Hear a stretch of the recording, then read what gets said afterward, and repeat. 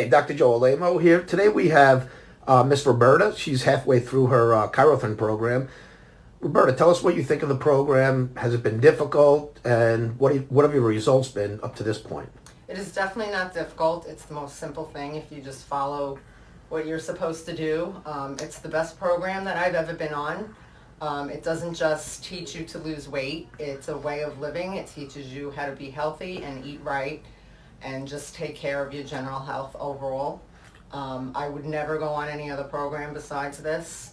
You eat all real foods, nothing packaged, nothing artificial.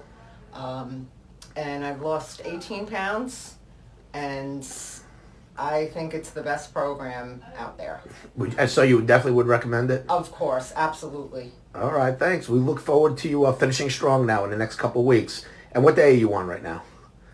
About 21? 21, yes. So 21 days, 18 pounds, and feeling good? I'm feeling great. All right, great. Thanks for sharing. Thank you.